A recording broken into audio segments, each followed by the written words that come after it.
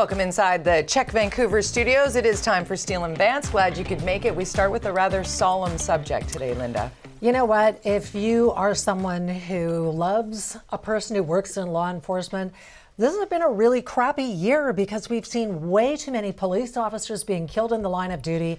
It happened again, and yesterday there was the regimental funeral for Constable Rick O'Brien, who was in the Metro Vancouver area, 51 years old, a blended family of 6 children, and there were thousands of police officers, my husband included, and about 50 Surrey Police Service officers who were walking in that crowd. And you know what?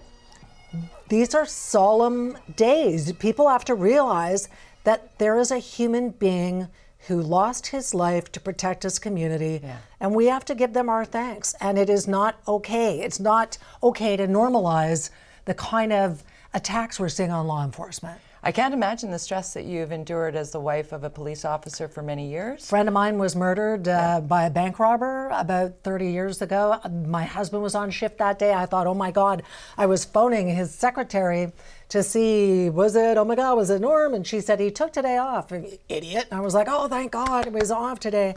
But it happens, and it happens way too often. Way too often. I think of my cousin Cindy all the time, and the outpouring that comes from all of those who serve when somebody has fallen. That's really well, it's done. It hits so hard. It's a gut check. Yeah, right? It's a gut check. I can't imagine. I can't imagine. Our thoughts are with the family and friends and colleagues and law enforcement of Constable Rick O'Brien, for sure. Okay. Let's talk about what's coming up on the show, because we've got a lot coming up, and it gets feisty. Yeah, because there were fireworks in the BC legislature this week. The BC Conservatives finally have official party status, and so they've been taking their time in question period to bring in some culture war subjects like Soji and books. Oh my God, books in the library. Anyway, we're going to be talking about that a little bit later in the show. Makes you crazy. We're also going to talk about RSV, COVID, the flu, the vaccines. Dr. Bonnie Henry is our guest in studio. We're going to ask her all of the questions that we know you have. We listen to you, our viewer, and we are going to pose questions from all anti-science and COVID zero and everything in between, what you need to know and think about when it comes to this season. You're someone who's saying, I've already had 4 or 5 shots, I'm not having another one. Fatigue. You'll find out why you should. Yeah. Even to stave off the long COVID.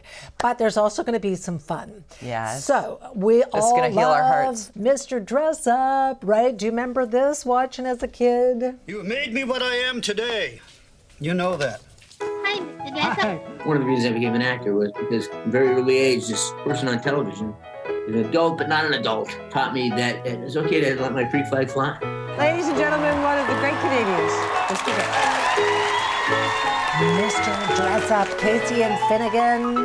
Yeah. That music. An adult, but not an adult. Right? I think that's, it's so much nostalgia, and we have Mr. Dress Up's daughter joining us on the show. Because there's a new documentary about Mr. Dress Up's life. It is going to air on October 10th on Amazon Prime.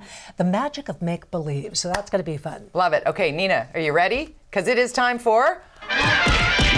She was ready. Okay. Way to go, girl.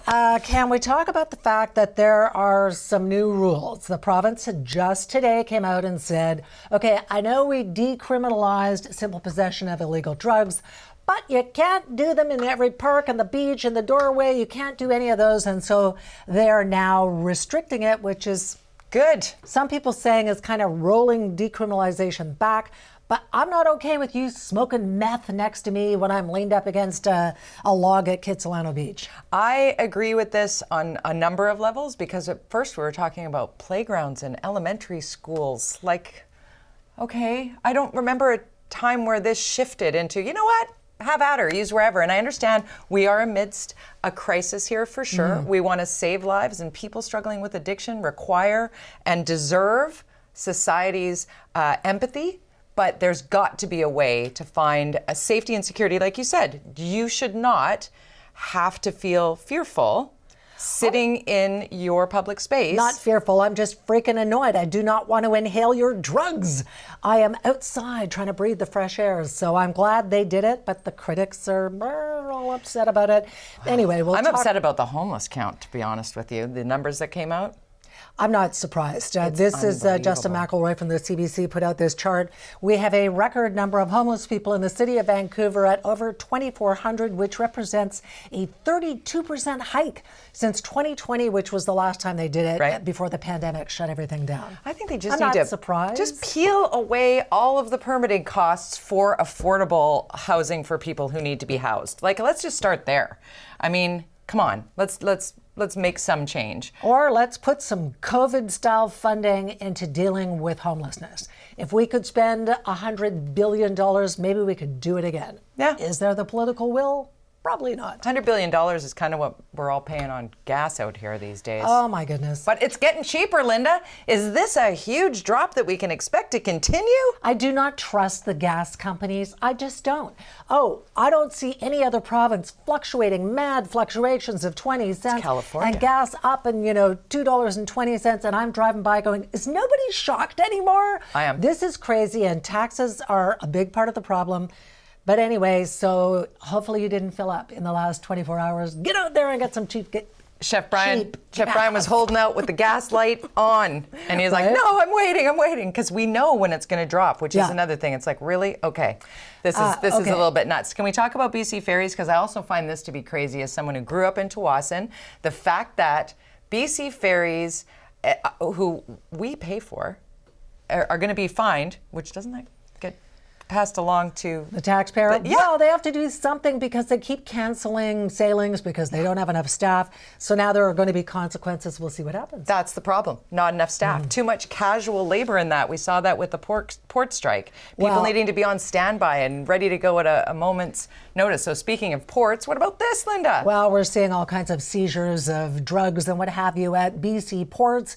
Why? Because there are no real police. There's a lot of, we've heard about the Hells Angels infiltrating the ports. It's a problem, but check this out. They just made a couple of big seizures. 200 kilograms of opium. They also found some in Burnaby, stuffed inside a piece of furniture, and these were in shipping containers.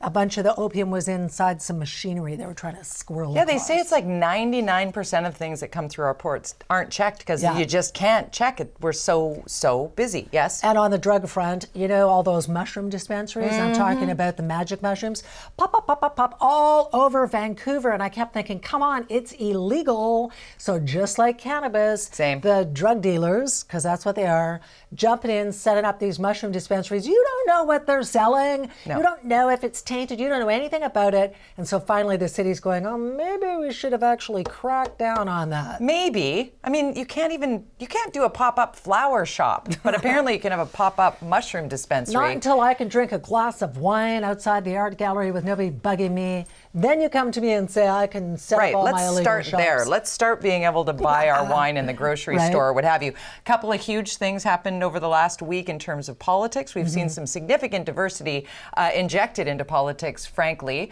as the new Speaker of the House has been introduced, Greg Fergus, the first black person, black man to be speaker in Canadian history. Yes, and he was a page back in the late 80s, early 90s. Like he's worked his way up. He's dreamed of this job. It's amazing. And we also have a great CHEK mark in Manitoba as well, in Wabcanoe. Yeah, that was really amazing because he's had a tough road to hoe.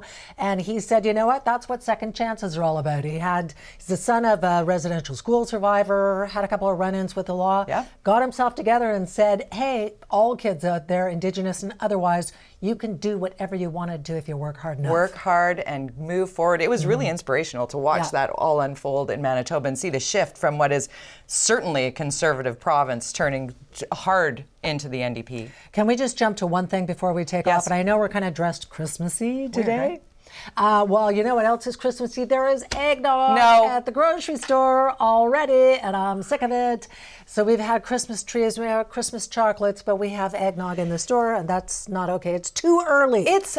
Stop rushing the season. Why is there a month and a half of Halloween and then 3 months of Christmas? We don't want it. We don't need it. No. What we do need to do is get on with the show. And later in the show, we do have BC Provincial Health Officer Dr. Bonnie Henry joining us right here. Yeah, also still ahead, fireworks at the BC Legislature. The new Conservative leader has been facing off with the Premier over sex and gender education in schools.